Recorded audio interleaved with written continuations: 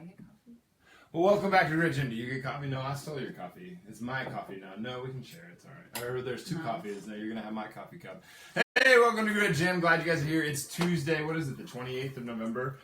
So that means that December's coming up and Thanksgiving is just done. And Rachel's on the show because it's Tuesday. Tuesday is more of a day where we talk about a little bit less on fitness and nutrition and a little bit more on the four great resources that we have, right? The health, wealth, relationships, time. Health is your number one resource, but you got other things in there too. Like you got relationships, you got time, you got wealth that you got to deal with. What are some ways that you can join the conversation? We can get new successes. Rachel and I are both like very, very curious people, and what we're trying to do is come on the show, show you some different perspectives from our angle, and get you in the conversation on it too. So please hop in the comment section. I think your phone died. How? I don't know. Okay, that's weird. Yeah, that's weird. But anyway, jump in the comments section. Let us know your thoughts on subjects. Today we're talking a little bit of a leadership topic, a little bit of a relationship topic. It can go into work. It can go into all these different things. Rach and I have a differing opinion on how often lids need to get put on. So it's always a funny thing. Sorry, I forget. This thing, I always leave it up. I don't think it's a sorry thing. It's fine. It's just funny. I know. So I'm always coming along, tightening lids, shutting things. It's really funny. Cabinets all the time. But anyway, jump in the conversation. The question, we're going over a question today, and it's something that both of us use quite a bit. I use it in the strength world, in the strength conditioning world, when people are having trouble and they don't know what to do with themselves or if they're feeling embarrassed. And Rachel uses it a lot in the leadership role that she has with her work. And I'm starting to. I'm trying to. You've been using it for a while now. It's working. I think it goes really well. I only really thought about it like a week or two ago. That's not accurate. This question, because it was like two weeks ago where this topic came up that we had about toxic people, and that's when I was like, okay, wait, that makes sense. This is the first time that you phrased it out. Yeah. Made it into a question. Yeah. The concept, have been using it for a long time. But whatever, tell them what it is. The question is that anytime somebody comes to you with any sort of problem, it's just like, well, what are you going to do about that? What are you going to do about it? Like, you're commiserating, you're feeling miserable, or you're commiserating with somebody that's feeling miserable and complaining all the time. What should you ask them? What are you going to do about it? Yeah, you're broke, you're tired, you're working your ass off, and you're not getting anything for it. What are you going to do about it? Your health is not, you're embarrassed about your weights, you feel like you're out of shape, you're eating like crap, and your health is suffering. What are you going to do about it? Yeah, just what are you going to do about it? The power of that question is immense. It's just like, what are you going to do about it? You don't like the president. I don't know. She asked me not to say that. I don't know what you can do about it. Like, I don't know what you can do. For a little years. While. Yeah. I'm sure there's always something there's always something you can do. From my perspective anyway, I think that there's always something that can be done. I think you always get a result, no matter what. Whether it's the result you wanted or didn't want, you always get a result. And better than doing nothing. Regardless, like you always have a certain amount of responsibility to what you can and you can decide if you don't want to have control over that outcome. Like I have no interest in trying to change who the president is. I think that's just not something to put my efforts towards. So this question I think it's very powerful because it allows a lot of different outcomes and allows the person to decide where they're going to go. Well, it kind of flips the conversation around. Like if someone comes to you trying to get advice or trying to help them fix their problem, what are you actually going to be able to do to fix their problem? They're the ones that are going to be able to actually take action.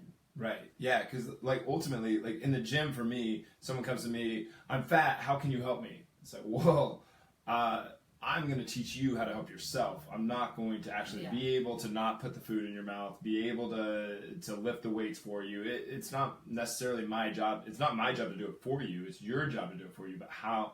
So for me, this question is great. To learn how to do it themselves. Right. Because some people don't have the tools to do it. They don't have the know-how. They don't know.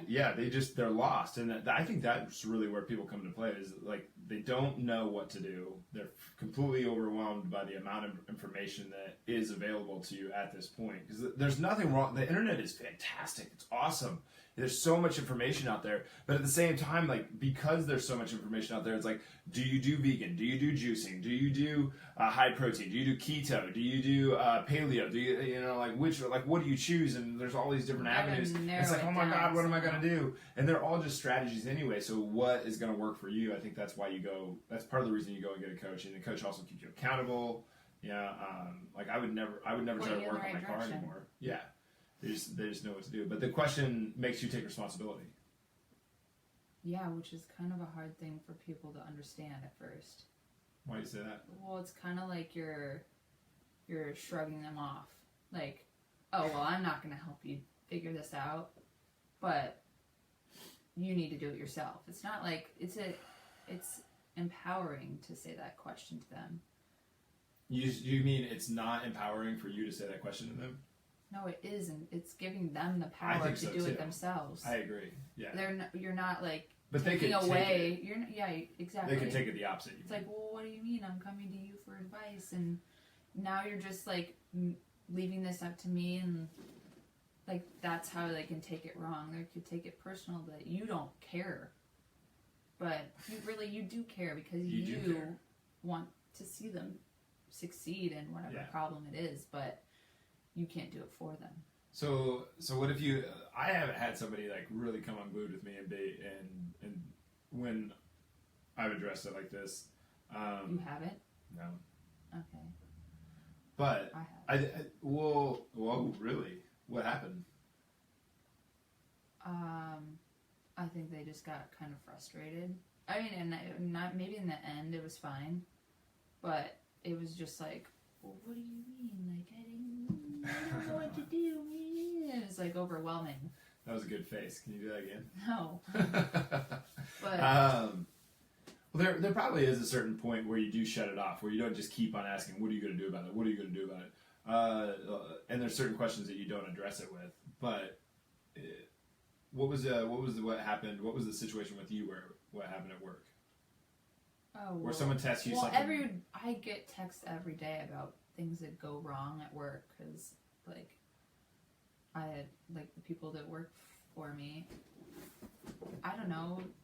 It's like a work problem. They come to me with a problem when I'm not working, and they're on duty. So I said this weekend, I was like, so what are you gonna do about it? And was it a super important pressing thing, or was it something that they should be able to figure out? It was like, I'm not there.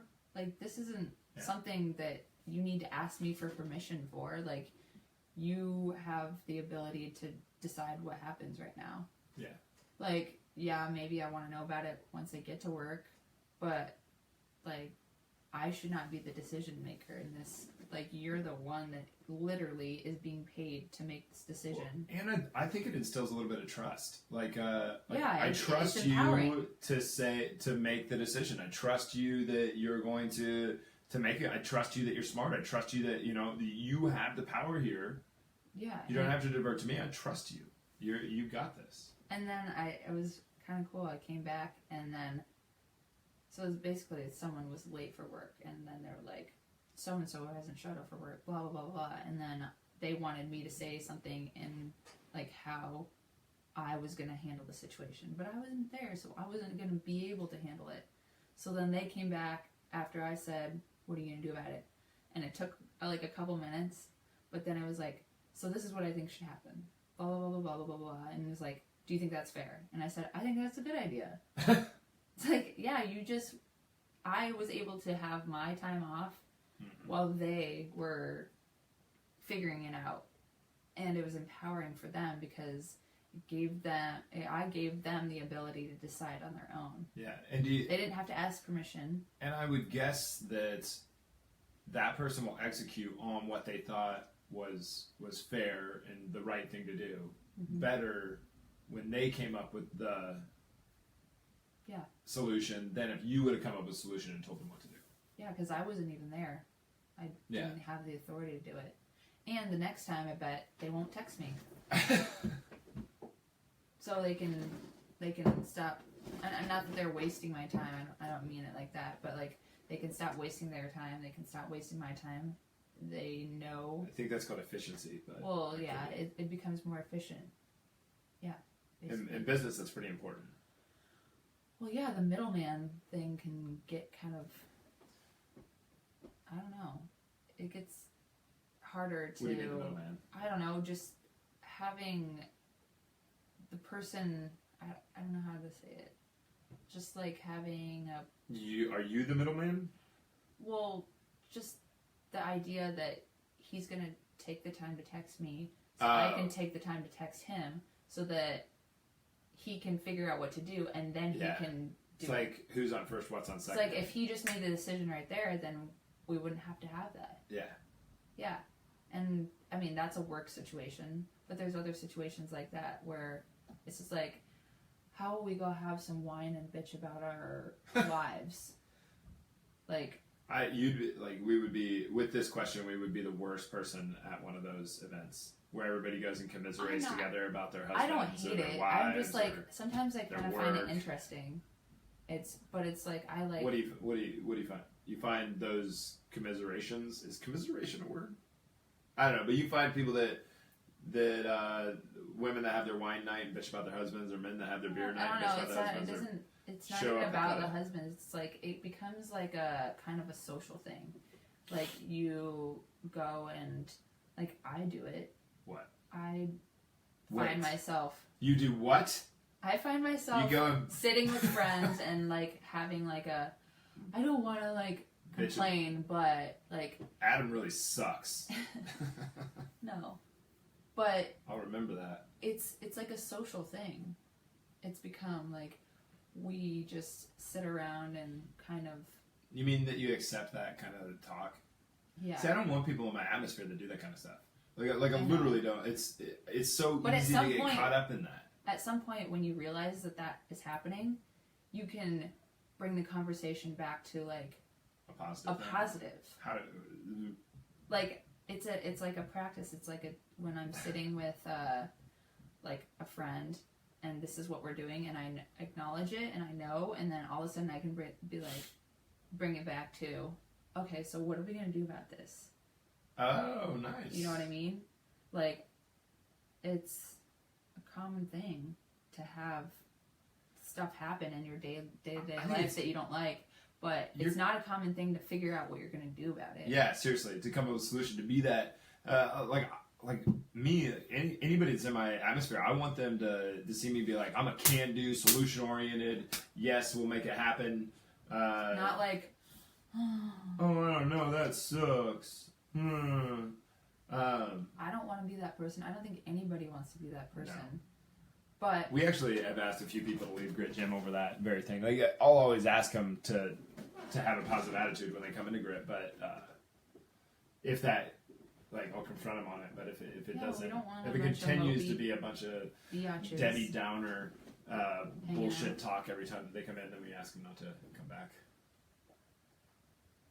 Well, okay, that makes sense. It's like in your friend group, like it's how contagious. They say you're the five people, the sum of the 5 people that you, or the average of the 5 people that you hang out with. Yeah, show me your 5 friends and I'll show you your future, is the quote. Yeah.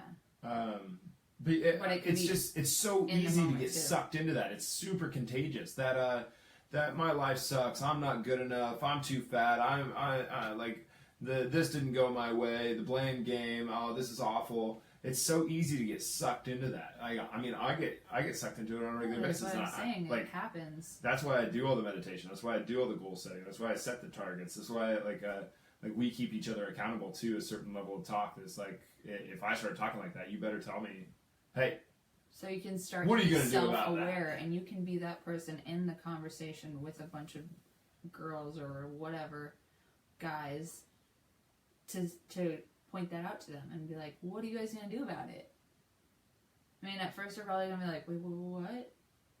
Like, no, we're having our bitchy moment right now. Like, what's going on? That bitchy moment, like, go watch the news. But like, what's more empowering, to like sit there and talk about it week after week, or to be like, come back and be like, actually, I took your advice and I actually did something about it. And guess what? I think it's hard to go. I think it's hard for most people to go to that place. That I think it's so easy to watch the train wreck and join it. Well, it also forces you to, well, wait, I don't know what I was going to say. It kind of, okay, so doing the repetitive stuff is so much easier than actually, like, figuring out a solution and, like, taking action. Yeah. Like, you can get advice, you can get feedback and criticism, but, like, to actually run with it and do something about it is completely different. It takes a ton of courage because you're fighting. You're Even fighting. if you're slowly doing it. Yeah, you're fighting what you think is true to you. Yeah, I gotta stop it with the air quotes. I don't like doing air quotes. Whenever I do, Where are you I'm quoting? like, I don't know. Okay. I don't like it. But yeah, it's true to you. So it's like this is where that loyalty thing comes up. We like to think that loyalty is this really great, powerful word, but loyalty can keep you to a place that you don't want to stay to. Like if you're loyal to your truth that you're not good enough, you're gonna have a rough go. And you're not gonna change in any way. Yeah, you won't take action on it. Like you can get all the criticism and constructive criticism in the world. It won't matter. But what if I like the way I am? What if I like the way I am? You know, like that's one of the funniest things. Like, what if I like the way I am? What if I'm just content where I am right now? And like all those things. You can like where you are, but like you don't. But you don't get to stay there. Yeah. It's like it's literally. I like to think that all things are possible, but you don't get to not change. Like change is. We're now what, like 10, 15 minutes older than we were when we started this video. The cells in our bodies have shifted. Food has been digested. That's kind of gross. Rocks have eroded. Wind is blown. Like everything is in this constant state of change. So if you're sitting there going, but I like where I am, you don't get to. Like comfort is just a fancy word for stuck. Well, you can be content and happy in the moment, presently. Yeah, totally. But with the acceptance that it's changing. You can't just be you, or you can't just like stay at that and expect nothing else to change around you. You gotta not at all. Go with the flow. Or you get to be the flow. You get to be the driver. So what are some solutions? What are some solutions to the whole, like, you've got all these things. Your health isn't where you want it to be, or your relationship's not where you want it to be, or your time, or your wealth isn't where you're supposed to be. So money, platonic or romantic relationships, like if you have too much fat, too much anything, like what do you do? Like some of this stuff for me is like that you do have to do. Just some of the stuff is just like you just have to do it anyway. Like you're depressed. A lot of people will tell me like, I mean, I get depressed. Like I can't even get out of bed depressed. It's like, well, you got to do it. You got to get out of bed. You got to get out of bed. You got to find a way to get out of bed. You have to find a way to do it anyway. What's that? Marley. But yeah, I mean, what did you have written down? I'll go through my list. I'll go through my list. First like that's a fun game. To be, okay. So first is self-aware. Okay, so that's so a you solution. you kind of don't want to wait for someone to say this to you. Like you don't want to wait for somebody to be like, right. So what are you going to do about that? It could totally be a question that you ask yourself. Yeah. What am I going to do about this? So if you're down in the dumps and you just don't feel about like getting out of bed, like what do you have to do? Well, you have to acknowledge it. Yeah. You have to get yourself out of bed, and then you kind of have to work towards getting out of that slump. Yeah. So like, and we're not trying to say that it might be the hardest thing you've ever done in your whole life. You still got to do it. Like, what are you going to do? You're just going to waste away in bed forever? How's that going to help anything? And what about those videos where like people don't have any arms and legs, like that guy that I was telling you, that iron lung guy? Oh yeah. There's this guy really who cool. got polio when he was. This is just an example, but I thought this was super amazing. This guy who got polio when he was a kid. He's like one of the last living survivors that has polio. He still has the huge iron lung that they use to help them breathe. Yeah. And he started his own law practice. And very successful. And now they had a video of him writing a memoir, but he does it with his mouth, like writing an entire book with your mouth. And then you look back at yourself and you're like, I can't get out of bed. Well, like this guy literally can't get out of bed, and he's done all this stuff. Yeah. Like how shitty would you That's feel what if I'm you had that excuse? Yeah, those are the moments where, like, everybody else watches those things and they feel so inspired. I get done with those things and I'm like, God, I'm such a bitch. Yeah, you should feel like a little bitch. Yeah, and I don't mean that in the No excuses. and anything like when I think of the word bitch, I don't think of a female dog. I don't think of a female. I think of a whiner. I think of a complainer, like a naysayer. Like that's what I think of when I think of the word like I'm a little like being a little bitch. Like that's what I think of. Definitely Not really a negative. word I use very often, but it seemed to make sense there. Yeah, but like what else you got to do? So like exercise should be at the top of the list, I think. Like number one thing, like any of these, like you don't want your wealth isn't where you want it to be. Well, start. Your wealth. Yeah, your relationships aren't where you want it to be. Your health isn't where you want it to be. You don't have enough time.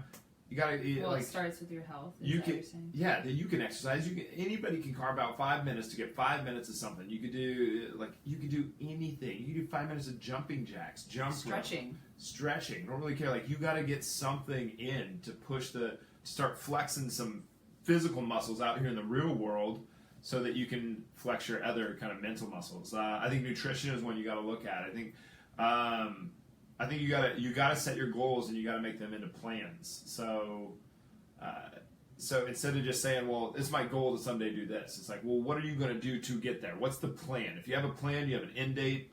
You have something to get there. You have targets. You list your successes every day. You list what you could have improved upon every day. You take time to meditate. Meditation can be 60 seconds. It doesn't really matter. That's bugging you, isn't it? You take a 5-minute nap, and I know somebody's going to be like, I can't fall asleep at 5 minutes. That's not the point. The point is that you commanded your own self in that 5 minutes. Like, I'm going to take a nap, so I do for 5 minutes, and then I get up and do something Like after a that 5 minutes. meditation? Almost like, yeah, just like a meditation. Or I don't have enough friends. Well, go meet someone. Like, it doesn't take much. Go to a restaurant, but turn around and be like, hey, like go to your favorite restaurant and be like, this is my favorite thing on the menu. You'll be glad that you had it. And turn around. Join a club. Yeah, you could join a club. I think one of the things that people like to bitch at and then they don't like to do, smile at every single person that you cross paths with. You're walking down the sidewalk, anywhere, smile and make eye contact. I think it's the biggest missing thing. Like I try to make a point of this all the time. I smile and I make eye contact with every single person. When I go downtown, I feel like a weirdo because I'm like, I don't do it like that. I see you doing that sometimes. But like, I always make contact with every single person because everybody else shudders away from me, and I don't really care. I'm just going to keep on making contact because 1 out of 100, even if it's 1 out of 1,000, one of those people is going to be like, "Wow, that was weird," and like it that happened. And you don't know, you might get a friend out of that. Like, well, you're not going to growl at someone and then they're going to be like, "We should be friends." Yeah, no. Exercise can be as simple as walking around the block. Go to bed 1 hour early. That was my final one that I scribbled out right before we started this. But go to bed 1 hour early. That's something super, super simple. And a lot of people, I've told this to a lot of people before, and they'll go, but I can't, I won't fall asleep. It'll just be me sitting there. It's like, well, what else were you going to do with your time? Flip through channels on TV? Were you going to read a book? Were you going to just sit there and just veg out for an hour? Go to bed 1 hour early. Command your space. I just totally dominated the last 3 minutes. Yeah. But yeah, those are some of my solutions. You can pick any one of those. And I guarantee you it's going to help something. Can I talk now? Oh, was I? Oops. It's okay. You better talk now. Yeah. I had lost my train of thought. Do you guys like Rachel's sweater today?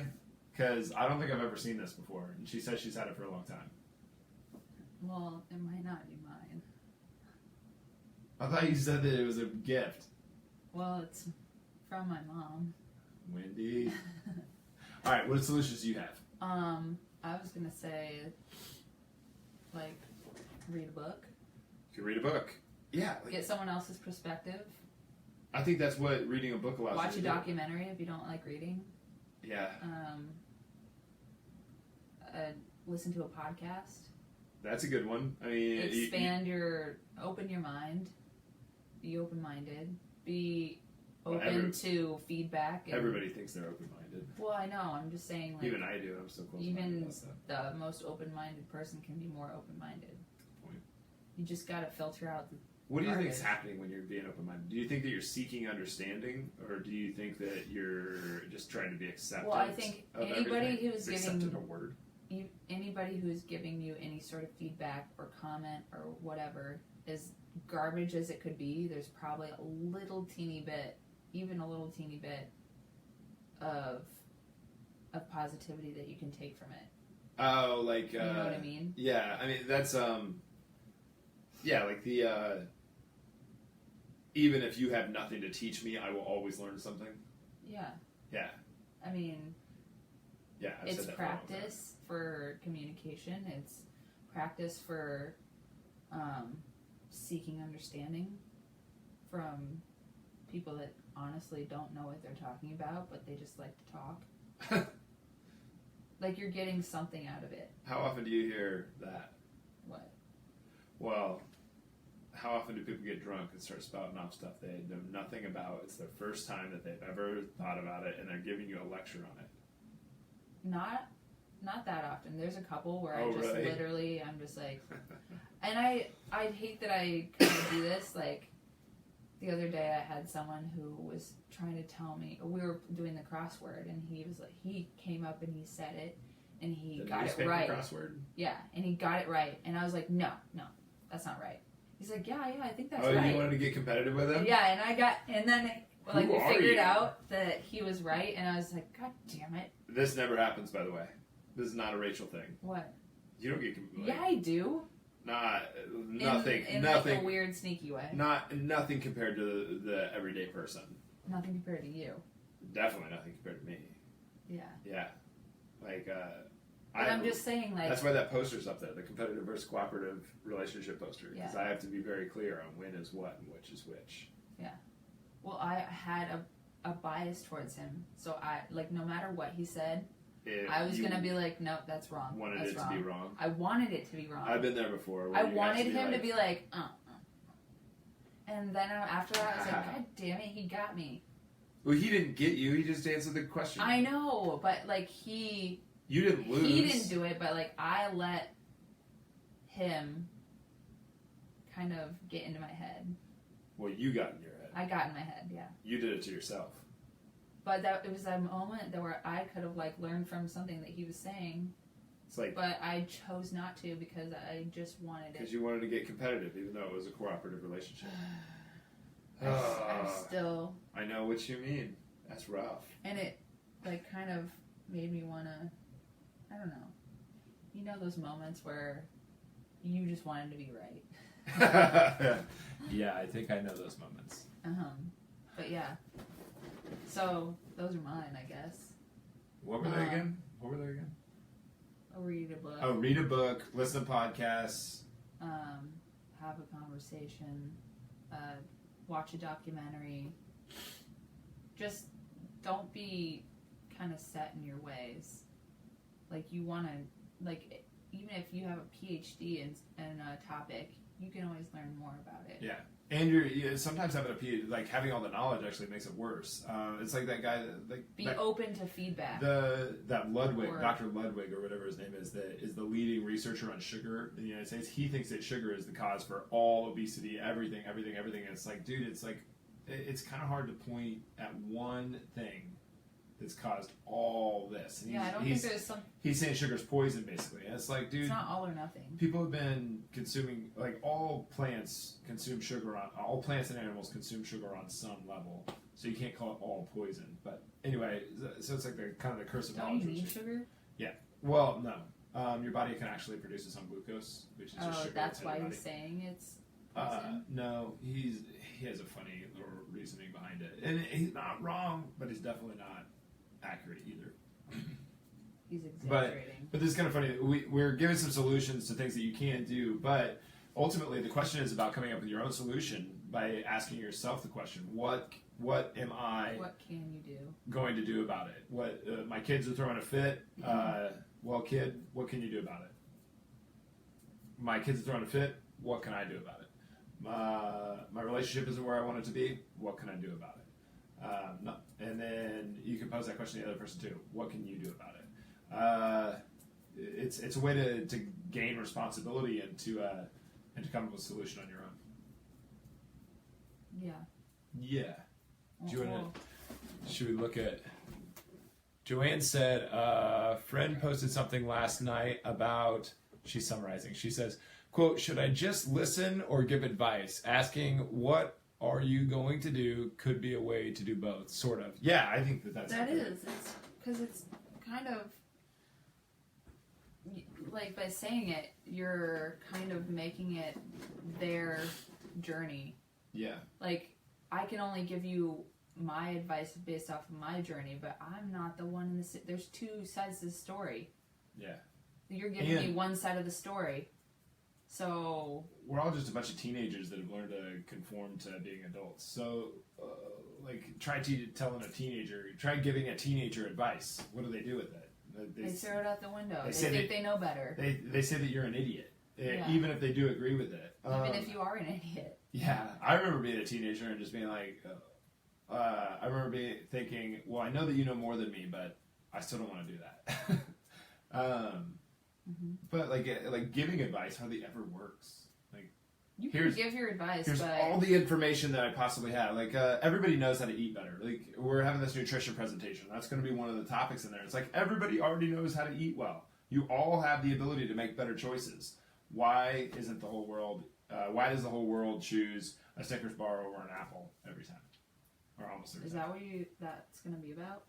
It's going to be about a lot of things. The nutrition presentation at Grit Gym, January 9th. It's in the events section. If you guys look up, down, right, left, whatever it is on this page, you'll be able to see it there. But yeah, January 9th at Grit Gym. It's free. Bring your friends, bring your family. It's about how to lose fat without losing your mind because there's so much information out there. It's like, what do you actually do with it? And my mind. That's what happens. People... I know. Well, like how you're describing, like, the vegan, the vegetarian, the paleo, like, there's so much information that, like, you can't just narrow it down into one specific diet when there's millions of different people. But I think what people are doing out there in relation to this question is that they come up with their own solution. They have no idea if there's any scientific backing. They don't know if it's a logical solution. They don't know if, and they don't know if it's going to work for them, like you were just saying right there. So that's what we're going to be talking about in that presentation was how do you know that it's going to work for you?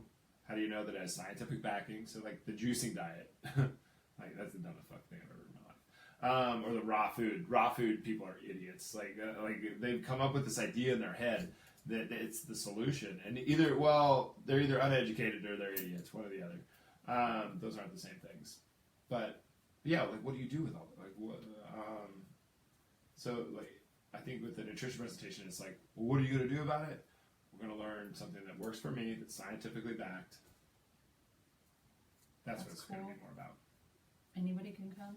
Anybody and everybody should come. Okay. Yeah, it's going to be about an hour long. The presentation is going to be about 30 minutes, and we're going to have like a bunch of hors d'oeuvres, like healthy things that are really easy to make.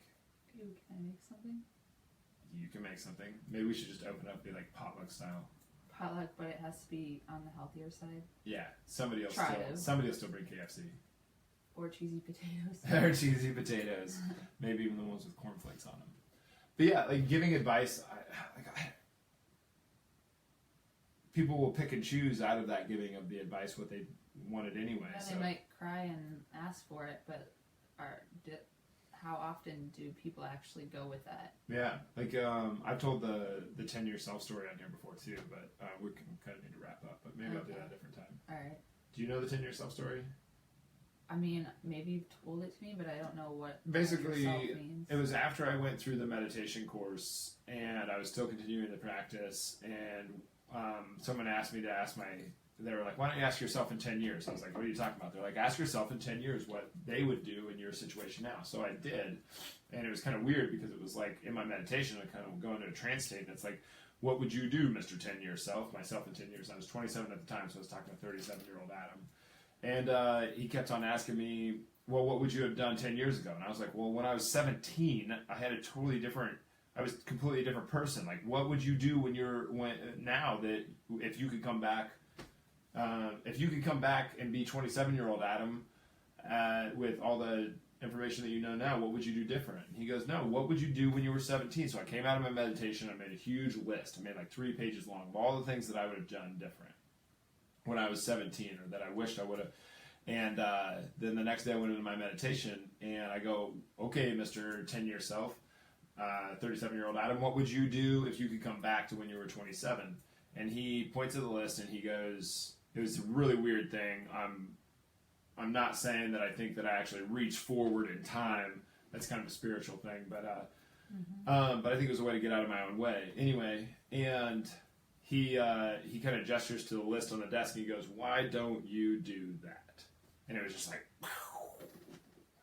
and because I started looking at the list, and it was like I would have hired a strength coach. I would have at 17 I would have hired a strength coach. I would have hired a sports psych coach. I would have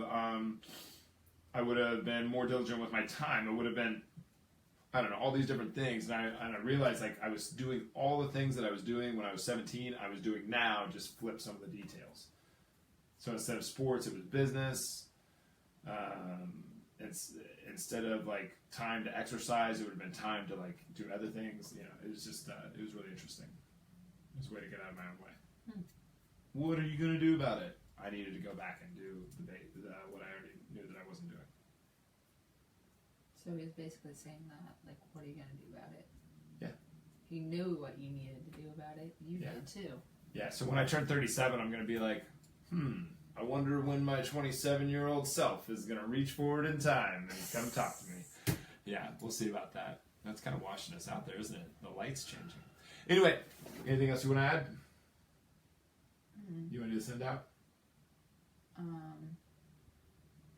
No. Please slap the share button. Send this out to everybody that you know.